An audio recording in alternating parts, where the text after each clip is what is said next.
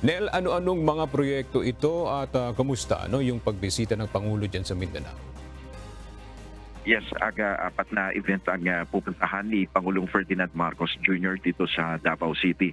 At ang unang pinuntahan ng Pangulo ay itong inaugurasyon ng Davao City Bulk Water Supply Project sa Apo Agua Treatment Plant. Ayon kay Pangulong Marcos, malaking tulong ito upang makadagdag sa supply ng tubig sa Davao. Ang mga ganitong proyekto niya ay makatutulong upang matiyak ang water security. What this demonstrates is a proven approach in battling water scarcity, which is no longer a seasonal challenge, but a perpetual threat that comes with climate change. Pangalawang pinuntahan ni PBBM itong pamamahagi ng e-titles ng Department of Agrarian Reform at kasalukuyang nagbibigay siya ng talumpati sa oras na ito. At pagkatapos ito ay dadaluhan naman ng Pangulo itong 125th founding anniversary celebration ng Department of Transportation dito sa Davao.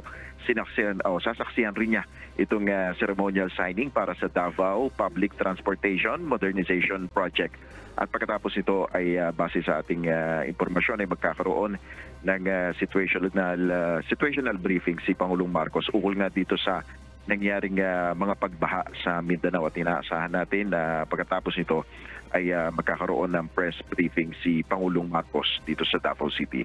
At yan muna ang ating update. Balik sa iyo, Aga. Alright, maraming salamat, Nel Mariboho.